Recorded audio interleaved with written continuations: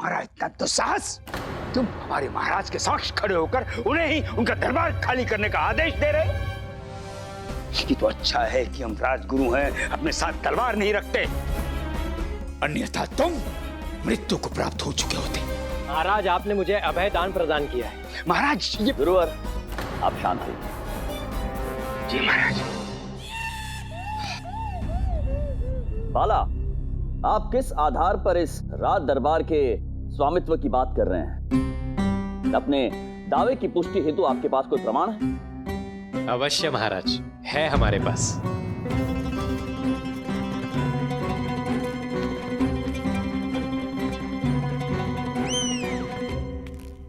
महाराज। मंत्रीवर। जो आज्ञा महाराज।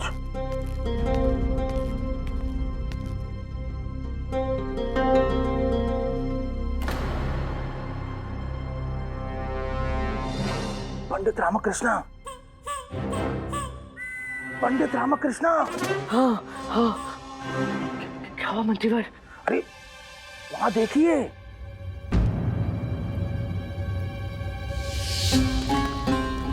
कदाचित आपका झुमका यहीं रह गया था।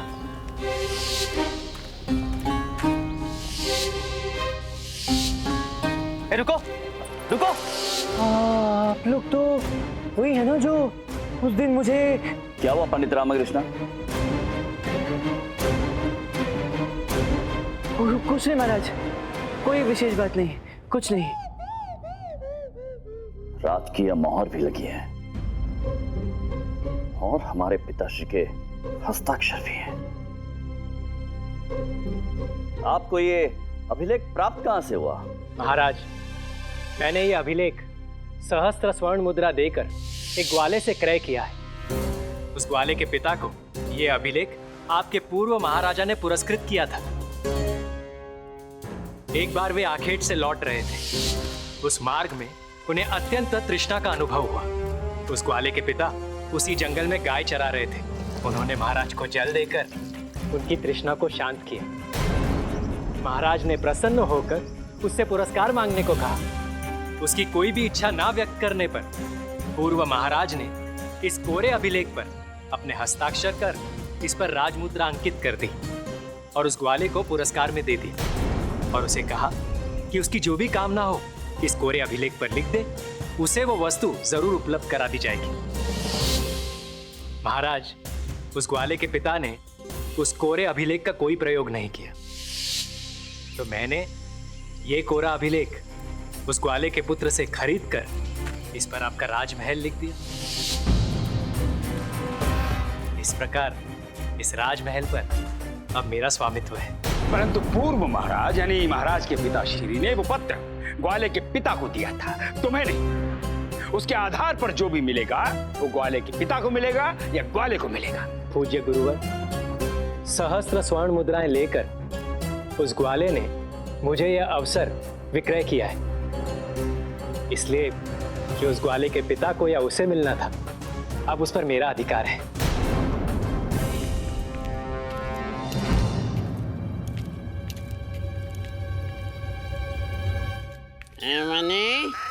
ये हम कहाँ पे आ गए? अरे धनी, हम स्वर्गलोक में आ गए। देख धनी, हमारे सामने इंद्र देवता अपने सिंहासन पर विराजमान है।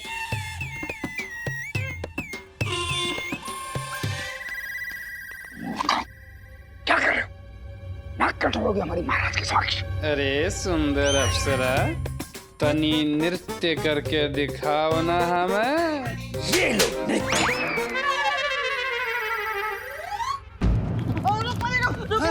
ये वही ठग है ना जिन्होंने हमारी गुरु माता को ठगा था। देख देख। हाँ, वही है, बिल्कुल वही है। उत्तम, अति उत्तम। स्वर्ण के आभूषण कई गुना बढ़ जाएंगे ये झांसा दिखाकर, वो व्यर्थ का झोला चमत्कारी बताकर। किस कुशलता से तुमने हमारी गुरु माता के आभूषणों को पोटली में बांधा।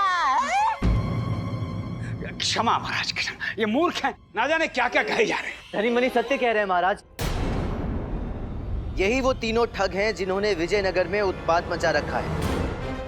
इन्होंने गुरुवर के घर जाकर न केवल गुरु माता को ठगा, अपितु मेरे घर जाकर अम्मा और शारदा को भी ठगा है। और अब ये एक शासकीय अभिलेख बनाकर इस भरे दरबार में आपको ठगने का प्रपंच कर रहे हैं। आपके कहने का तात्पर्य क्या है पंडित रामकृष्ण?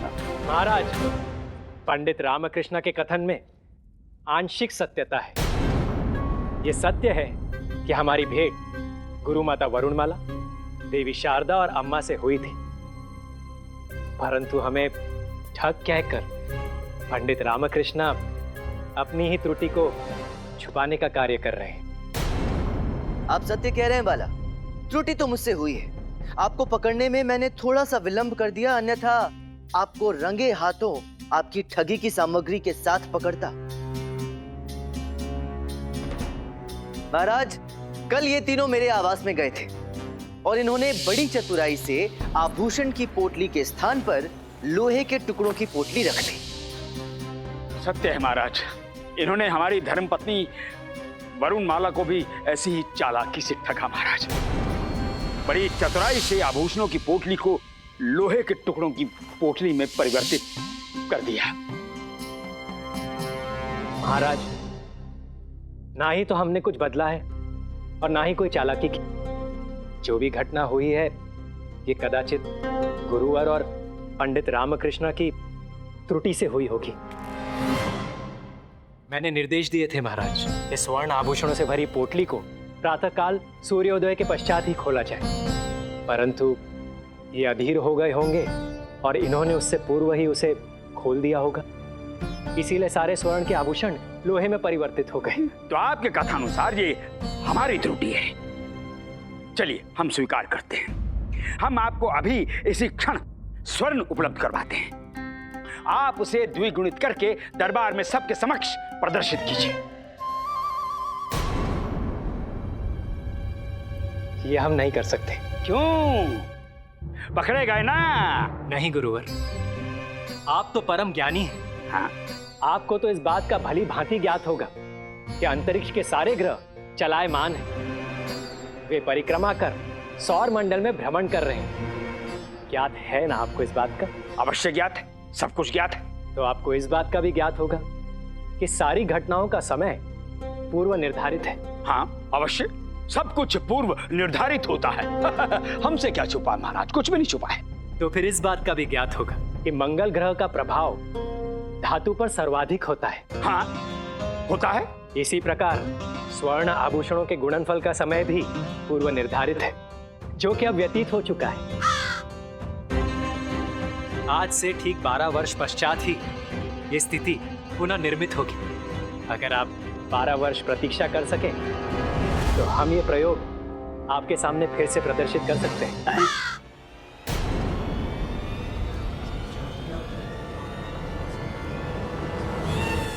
महाराज, बाला महाशय के तर्क उपयुक्त प्रतीत होते हैं। गुरुजी, ये कपटी आपको फंसाना है। आपके सारे स्वर्ण के आभूषण लूट के ले गया है, कुछ कीजिए। पंडित रामकृष्ण, ये है वो रसायन देवी शारदा और अम्मा के आभूषणों को चमकाने में प्रयुक्त किया और समाप्त हो गया। ये रसायन हिमालय पर्वत पर मिलता है। अगर आप हमारे साथ हिमालय पर्वत की ओर प्रस्थान करें, पूर्णमासी की रात को हम आपको ये चमत्कार कर दिखा सकते हैं। महाराज, ये महाराज, आप तो सत्य के लिए प्रायुक्त हैं। सत्य का सदैव अनुसरण करते हैं। इसके पश्चात भी जो भी आपका निर्णय होगा वो हमें स्वीकार होगा। हम जानना चाहते हैं कि इस विषय में हमारे सभासदों की क्या राय है। गुरुवर, महाराज, बाला का जो भी कथन हो, परंतु इसने दरबार में उपस्थित होने का और भरे दरबार में आपसे राजमहल की मांग करने का अपराध किया है, इसलिए दंड का भागीदार है।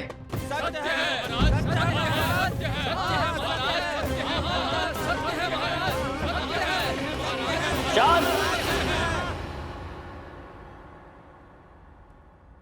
पंडित रामकृष्ण, इस विषय में आपका क्या परामर्श है?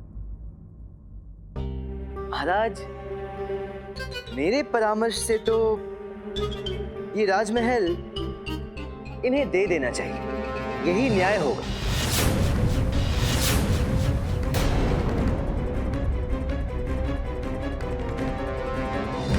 पंडित रामकृष्ण, मति भ्रष्ट हो गई आपकी।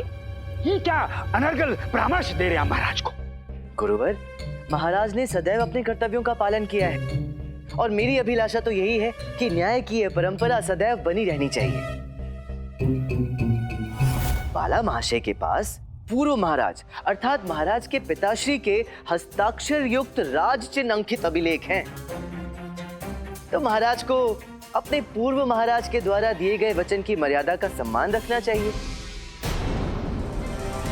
और उस वचन के अनुरूप ये राजमहल इन महाशय को सौंप देनी चाहिए। ये अनुचित है महाराज, ये अनुचित है, ये अनुचित है। शांत हो जाए सभी।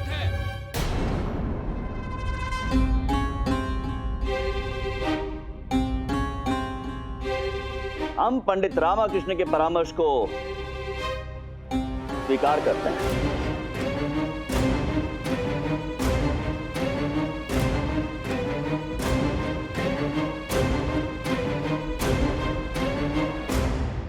हमें यह भली भांति ज्ञात है कि आप एक ठग हैं और यहां हमारे राज दरबार में हमें ठगने के प्रयोजन से उपस्थित हैं।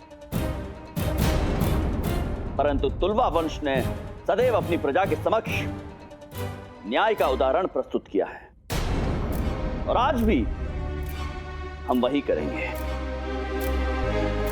हमारे पिताश्री के दिए गए वचन के अनुरूप हम ये महल बाला को प्रदान करते हैं।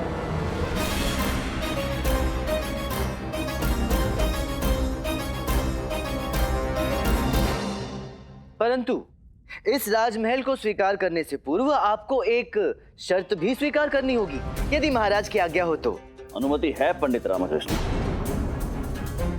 हमारी एक ही शर्त है बाला, ये राजमहल विजयनगर साम्राज्य की धरोहर है, इसकी मर्यादा आन बान अक्षुण रखना आवश्यक है। तो आपको हमें आश्वस्त करना होगा कि आप इसकी देखभाल और संरक्षण उचित प्रकार से करेंगे, क्योंकि इसका उत्तरदायित्व भी राजमहल के साथ ही जुड़ा है। और स्मरण रहे बाला, इस कार्य में कोई त्रुटि ना हो। आप आश्वस्त हो महाराज और निश्चिंत होकर ये राजमहल हमें सौंप दें। महामंत्री जी। महाराज, उचित है महाराज, हम राजमहल के हस्तांतरण की व्यवस्था करते हैं। महाराज के नवीन आवास की व्यवस्था के लिए आपको हमें थोड़ा समय प्रदान करना होगा। उचित है महामंत्री जी, आप अपना समय लें। महाराज कृष्णदेव राय की, महाराज कृष्णदेव राय की, महाराज कृष्णदेव राय की, महाराज कृष्णदेव राय की। पंडित रामकृष्ण, महाराज कृष्णदेव बहुत मूर्खतापूर्ण कार्य किया है तुमने। महाराज कृष्णदेव राय की, महाराज कृष्णदेव राय की। पंडित रामकृष्ण अपने आप को बहुत ही बुद्धिमान और चालाक समझते हैं ना आप? देखा, भरे दरबार में सभी के समक्ष हमने महाराज को उनके पूरे परिवार सहित राजमहल से निष्कासित कर दिया और राजमहल हत्या लिया, और आप असहाय हैं, कुछ भी नहीं कर सकते। आशा करता हूं हमारी कलाकारी का एक छोटा सा उदाहरण आपको जीवन पर्यंत याद रहेगा। मुझे पूर्ण विश्वास है बाला महाशय, आप महाराज की इस राजसी संपत्ति की उचित देखभाल करने में सक्षम होंगे और इसका संरक्षण वैसे ही करेंगे जैसे अब तक महाराज करते आए हैं। आप निश्चिंत रहिए।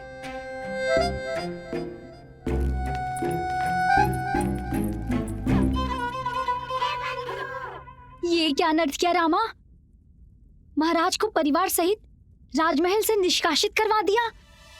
तू विशेष परामर्शदाता है महाराज का, परंतु तूने बाला का पक्ष लिया, क्यों? मैं विवश हूँ बंधु, परंपरा है, न्याय है। तूने महाराज का साथ छोड़ बाला का लाभ करवा दिया। रामा, तू अवश्य एक दिन मुझे भी धोखा देगा, मुझे भी इसी प्रकार किसी बाला को सौंप देगा। तू मेरा मित्र नहीं है, नहीं है तू मेरा मित्र। बंधु, धैर्य रख।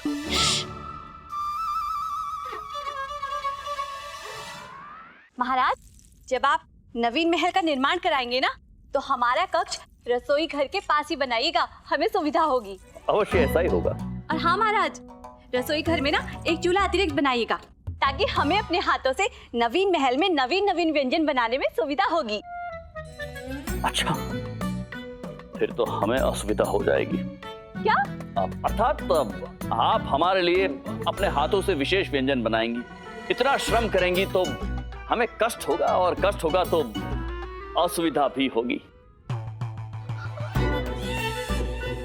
महाराज, आप हमारा कितना ध्यान रखते हैं। महारानी चिन्ना देवी, आप तो वहाँ बैठे बैठे हंस रही हैं। आपको अपनी सामग्री एकत्रित नहीं करनी है क्या? जी नहीं। अर्थात हम समझ गए। क्या समझ गई छोटी महारानी? यही कि आप कोई भी पुरानी सामग्री नहीं ले जाना चाहती, आप नवीन महल में सिर्फ नवीन सामग्री ले जाएंगी। हम ही मूर्ख है ना, या व्यर्थ में श्रम कर रहे हैं। महाराज, हम भी कोई भी पुरानी सामग्री नहीं ले जाएंगे, हमें भी नवीन महल में सिर्फ नवीन सामग्री ही चाहिए। हाँ, उचित, अत्यंत उचित है। परंतु छोटी महारानी, आप अपनी वे वस्तुएं तो सहेज लीजिए जो आपको अत्यधिक प्रिय हैं। क्या उनका भी त्याग कर देंगी आप? बड़ी महारानी जी, आपने अपनी प्रिय वस्तु सहेज ली है ना। हमारी प्रिय वस्तु? हमारी प्रिय वस्तु तो हमारे नेत्रों के समक्ष है।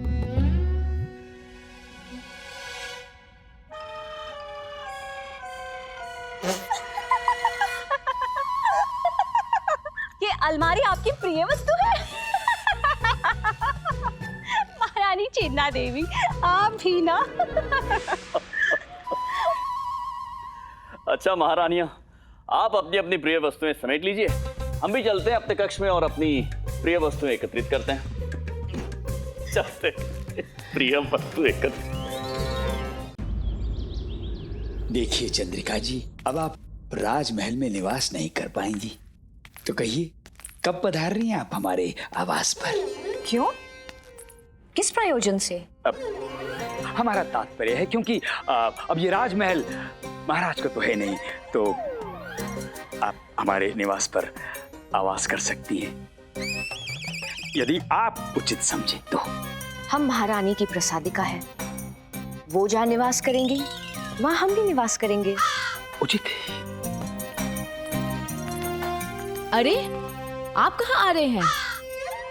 ओह हाँ, हम तो महाराज से भेंट करने जा रहे हैं, संभवतः मार्ग भटक गए। आप हमारे साथ आइए ना महाराज के पास, हम महाराज से बात करके आपके निवास की व्यवस्था करवा देते हैं। जी आचार्य जी, हमारा वहाँ जाना उचित नहीं है। वैसे भी बाहरी व्यक्ति को वहाँ जाने की अनुमति नहीं है। क्यों नहीं? कैसे नहीं है? हम है ना राजपुरोहित तथा आचार्य। सैनिकों, ये हमारे साथ जाएंगी, इन्हें हमारे साथ आने दो। नहीं नहीं, आप प्रधारिये, हमें वैसे भी महत्वपूर्ण कार्य है। प्रणाम। चलिए चलिए चलिए। प्रणाम महाराज। प्रणाम प्रणाम महाराज। प्रणाम गुरुवर। महाराज, हमें अत्यंत खेद है, आपका विशेष सलाहकार होने के पश्चात भी पंडित रामाकृष्ण ने बाला को राज। प्रणाम महाराज। प्रणाम पंडित रामकृष्ण। मंत्रीवर। महाराज, बाला और उसका परिवार राजमहल में प्रवेश कर चुका है। अद्भुत। हमारी अभिलाषा है कि उनके स्वागत सत्कार में किसी भी प्रकार की कोई कमी न रह जाए। महाराज, आप उसकी तनिक भी चिंता ना करें महाराज, उनके आदर सत्कार की सारी व्यवस्था हमने संपन्न कर ली है। संपन्न कर ली? इतना शीघ्र? जी महाराज, आज्ञा दें। अवश्य। गुरुजी, प्रतीत होता है कि पंडित रामकृष्ण महाराज और महामंत्री के साथ मिलकर फिर से कोई योजना बना रहे हैं, और आपको इस संबंध में कुछ भी ज्ञात नहीं है। गुरुजी, आप तो राज्य के महागुरु हैं, और आपको इस कार्य में सम्मिलित करने योग्य नहीं समझा गुरुजी। अपमान। महाराज प्रणाम। संभल के जाइए।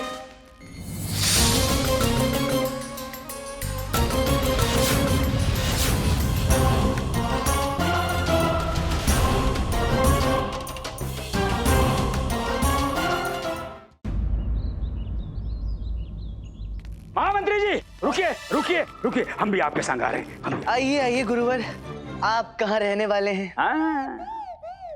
हमें भली भांति ज्ञात है पंडित रामा कृष्णा कि आप इतनी सहजता से ये राजमहल उस धूर्त बाला को प्राप्त नहीं करने देंगे। हम तो उसके समक्ष वैसे ही अनभिज्ञ होने का नाटक कर रहे थे, क्योंकि हम भली भांति समझ गए थे कि ये समस्त कार्य आप किसी योजना के अनुसार संपन्न कर रहे हैं। योजना? तो हमारी तो कोई योजना ही नहीं है। तो ये राजमहल बाला का हो गया? दुर्भाग्यवश सत्य तो यही है गुरुवर। तो फिर बाला अतिथि कैसे हुआ? आप उसके सत्कार की व्यवस्था क्यों कर रहे हैं? गुरुवर, बाला महोदय को राजमहल की सुरक्षा व्यवस्था के बारे में अवगत कराना है। महाराज ये सुनिश्चित करना चाहते हैं कि... अरे महामंत्री जी भी करवा सकते हैं, उसके लिए आपकी क्या आवश्यकता है? मैं तो केवल महाराज का प्रतिनिधित्व कर रहा हूँ बस। तो हम भी आपके साथ चलते हैं। हमारे होते हुए आप महाराज के प्रतिनिधित्व के अधिकारी कैसे हो सकते हैं? आप तो राजपुरोहित है ना? हाँ। आपका कार्य पूजा पाठ अनुष्ठान करवाना है। बिल्कुल। तो जब बाला महोदय राजमहल में गृह प्रवेश की पूजा करवाएंगे तब आपकी आवश्यकता पड़ेगी। अब तब पधारिएगा। हाँ, अभी जाइए। हाँ। क्यों क्यों क्यों? हम क्यों नहीं चल सकते? आचार्य, आप समझ नहीं रहे हैं। वो कहते हैं ना, 3 तिगाड़ा काम बिगाड़ा। हाँ, पकड़े गए ना। इसका तात्पर्य ये हुआ कि आप दोनों किसी महत्वपूर्ण प्रयोजन से जा रहे हैं जिसके बिगड़ जाने की आशंका है ना? है ना? है ना? आचार्य, हमारा बोलने का ये तात्पर्य नहीं था। हम ये कहना चाहते थे कि... ठीक है, ठीक है, ठीक। आप प्रस्थान कीजिए। धन्यवाद। जय। गुरुजी, ये क्या किया? इन्हें आपने ऐसे कैसे जाने दिया है? हम भली भांति पहचानते हैं इस पंडित रामा कृष्णा को। अवश्य कोई योजना है। महाराज इतनी सहजता से उस दुष्ट बाला को राजमहल हथियाने थोड़ी देंगे। हमें साथ ना लेकर पंडित रामा कृष्णा इस योजना और इस योजना की सफलता का श्रेय लेना चाहता है। तो अब आप क्या करेंगे गुरुजी? आप भी तो इतने दुष्ट, तात्पर्य है कि उस दुष्ट बालक को इस कार्य में सफल तो नहीं होने देंगे ना? गुरुजी, आप भी अपनी चमत्कारी बुद्धि का प्रयोग कीजिए ना। करें? कर लिया। हम उन दोनों का पीछा करेंगे।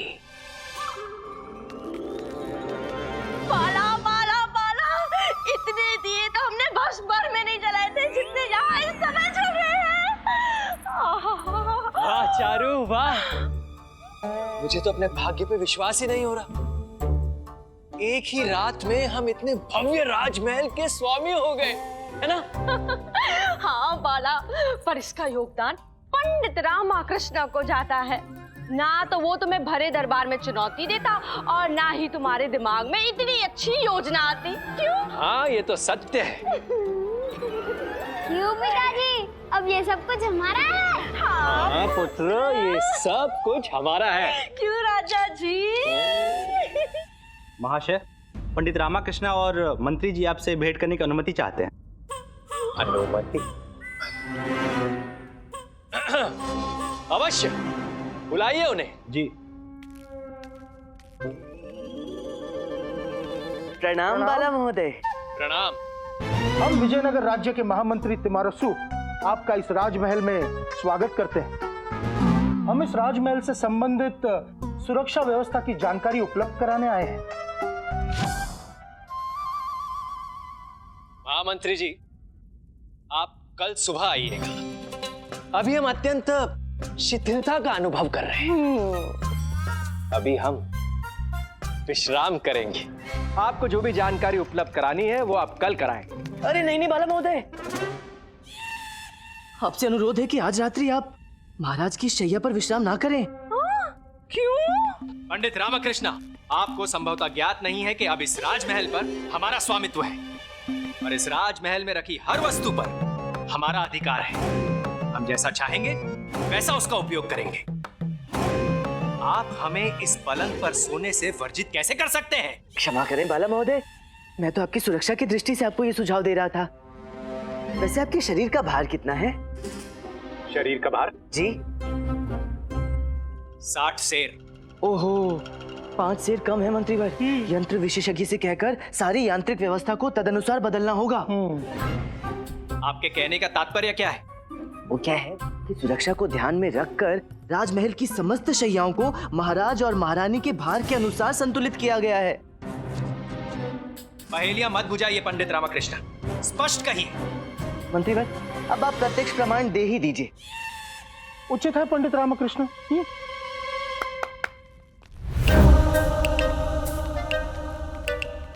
आप क्या प्रमाणित करना चाहते हैं?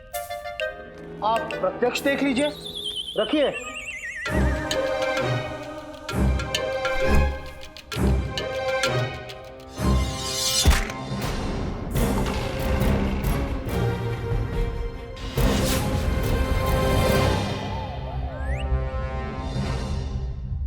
देखा आपने, मेरे कथन का अर्थ यही था। महाराज के अतिरिक्त कोई भी यदि इस शैया पर सोएगा तो ये भाला वहां से आकर सीधा उसके सीने में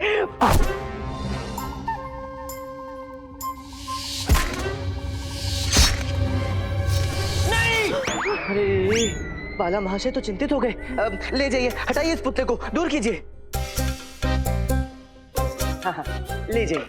बाला महोदय, आप चिंतित न होइए, हम कल ही हमारे यंत्र विशेषज्ञ से कहकर इसे आपके अनुरूप बनवा देते हैं। हाँ, और अब सुरक्षा व्यवस्था के लिए हम आपसे कल भेंट करते हैं, जैसा कि आपका आदेश था। हाँ, अब हम आपके आदेश को ना कैसे कह सकते हैं।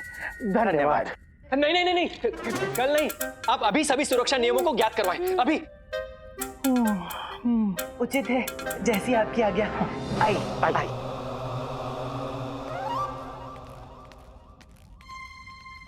ये देखिए, ये एक विशेष प्रकार की कुंजी है। इसे आकस्मिकता की स्थिति के लिए बनाया गया है।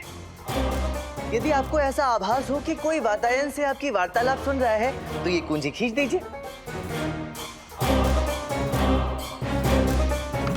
अरे कुछ भी तो नहीं हुआ। कुछ भी नहीं हुआ। अरे रे रे रे, ये क्या कर दिया दासू महोदय? ये तो आकस्मिकता की स्थिति में प्रयोग हेतु है, नहीं खींचना चाहिए था।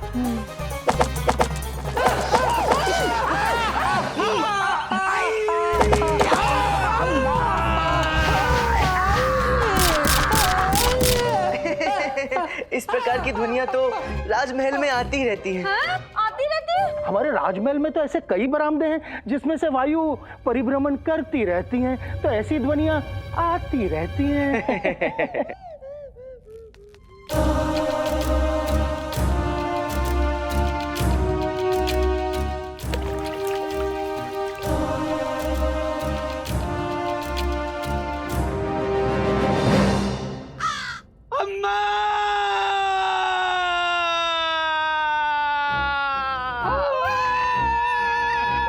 फिर से वही ध्वनि। अरे हमने कहा ना आपसे, वायु परिभ्रमण। वायु है। हाँ। वायु है, वायु। हाँ। नहीं पर ऐसा महारानियों के कक्षों में भी होता है। हाँ, सुरक्षा प्रबंध है ना, समस्त कक्ष में भिन्न प्रकार की व्यवस्थाएं हैं। सुरक्षा का प्रश्न जो ठहरा। सुरक्षा? ऐसी सुरक्षा? जी जी जी, आइए मैं आपको सारी जानकारियां देता हूँ, सब दिखाता हूँ। आइए आइए, पधारिए। अब इसे देखिए। इसमें क्या विशेष है? इसमें महारानी अपने बहुमूल्य आभूषण और कीमती वस्त्र रखती हैं। ये तो सामान्य बात है, ये हमें ज्ञात है। नाना बाला महाशय, राजमहल में कुछ भी सामान्य नहीं होता। इसे खोलने से पूर्व राजमहल में हर किसी को एक विशेष संकेत देना होता है। उदाहरण के लिए महाराज का संकेत था 2 पूर्ण और 1 आधी धीमी ताली। नहीं नहीं, 2 ताली तो हमें समझ आ गई, पर ये आधी ताली कैसे बजाई जाती है? अभी बताता हूँ। ऐसे। अब आप इसे खोलकर देख सकते हैं। आइए। नहीं नहीं नहीं, आप ही खोलिए। अरे आप खोलिए ना। नहीं नहीं, आप डर गए। नहीं खोलता।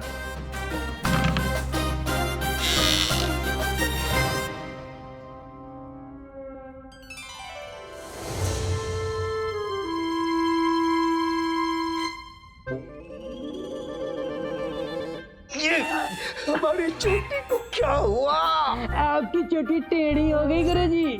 कैसे? कब से? बहुत समय से गुरुजी। तो बताया क्यों नहीं?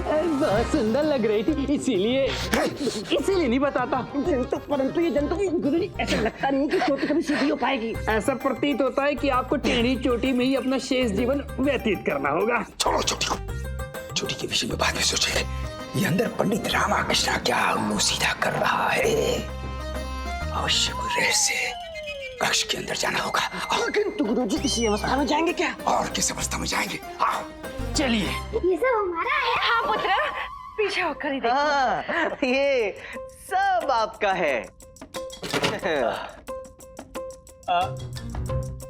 तो जिस प्रकार आपने कहा उस प्रकार से अगर 2 पूर्ण ताली और 1 आधी ताली ना बजाए तो उचित है।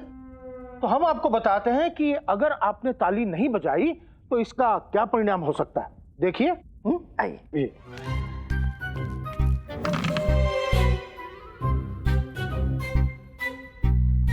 आप कृपया पीछे हटें। हट जाइए, हट जाइए, हट जाइए।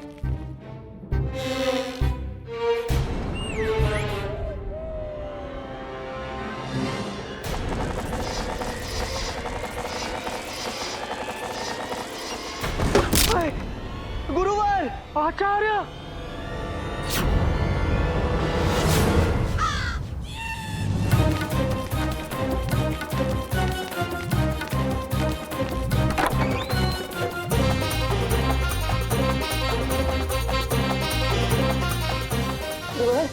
आप ठीक तो हैं? आप भी बता दीजिए। लग तो ठीक ही रहे हैं। हाँ तो ठीक ही होंगे। गुरुवर। ओहो आचार्य, आपको कितनी बार समझाया है कि किसी भी कक्ष का द्वार खोलने से पूर्व अनुमति लेना आवश्यक है। यदि थोड़ा विलंब हो जाता तो क्या? ठीक है, ठीक है। हमें तो भली भांति ज्ञात था कि तीर और चाकू आने वाले हैं। हम तो बस इस कक्ष में आप सभी को अपने चमत्कार का प्रदर्शन करना चाहते थे। और ये समस्त सुरक्षा उपाय तो साधारण चोर उचक्कों के लिए हैं, हम जैसे सिद्ध पुरुषों के लिए नहीं। देखा मनी, फिर शुरू हो गए हमारे पूज्य गुरुजी के प्रवचन। देख तो कितनी लंबी लंबी फेंक रहे। अरे धनी, इस बुढ़े के आगे पीछे रहना घातक है, घातक। इससे जितना दूर हो सके उतना दूर रहना चाहिए। आइए मैं आपको काल वातायन के बारे में जानकारी देता हूँ। आइए, आइए। अब पीछे रह गए। ये है विशेष प्रकार का काल वातायन। यदि कभी ऐसी स्थिति उपस्थित हो जाए कि कोई दुष्ट अपराधी सुरक्षा के सभी नियमों को चकमा देकर आपके कक्ष में प्रवेश कर जाए तो उसे इस काल खिड़की के सम्मुख खड़ा कर दीजिएगा। उससे क्या होगा? बताता हूं।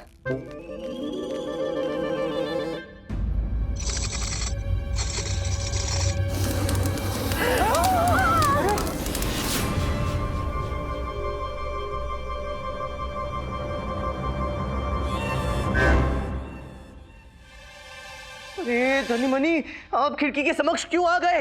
देखने के लिए कि काल वातायन कैसा होता है। देख लिया और भली भांति परख भी लिया। साक्षात नरक है।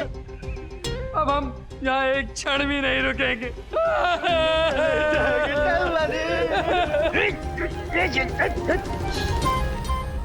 हम बाल बाल बच गए। इससे पहले कि हमारा मुंह काला हो, हम भी यहाँ से निकल लेते हैं।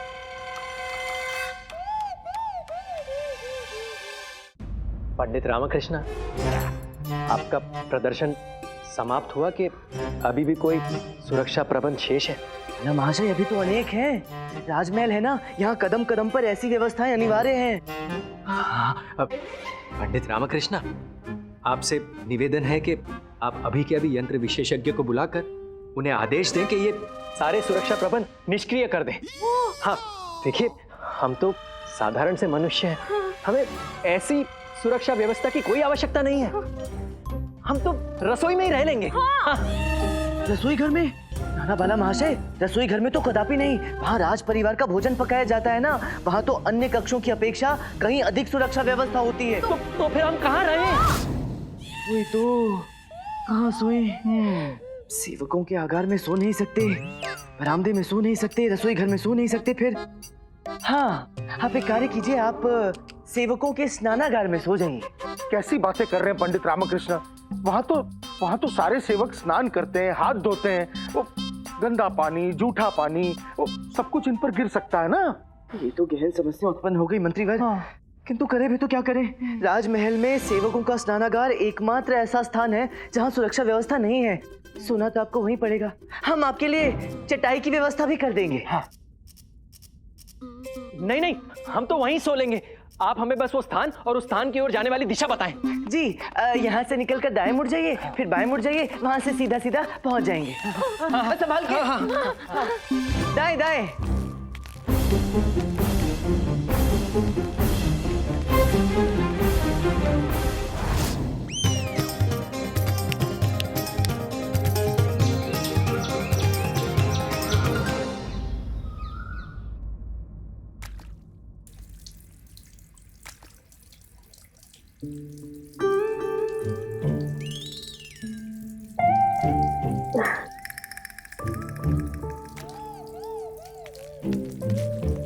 जी क्या कर रहे हैं? आपको ज्ञात नहीं है ये हमारे राजकीय अतिथि हैं और आप इन पर झूठे पानी के छींटे डाल रहे हैं। जाइए यहाँ से। सुप्रभात महोदय। सुप्रभात।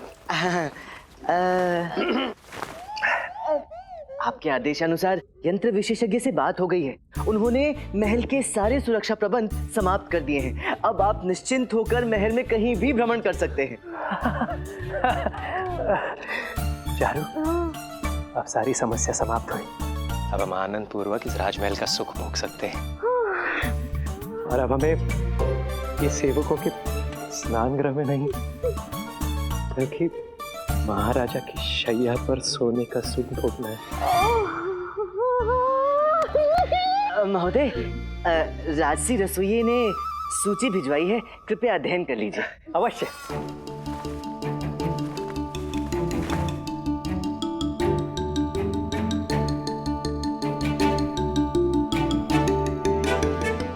क्या हुआ?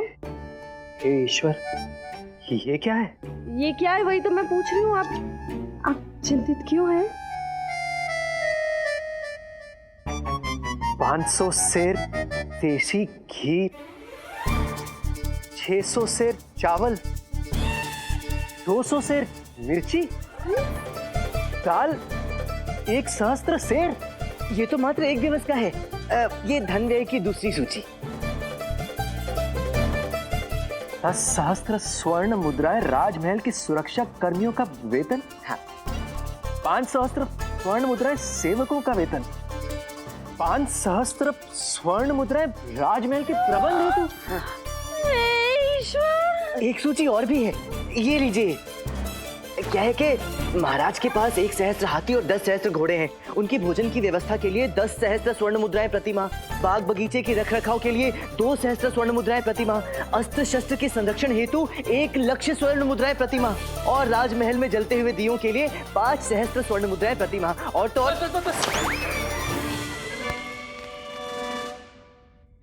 ये तो हमने हाथी पाल लिया चारू, वो भी श्वेत हाथी।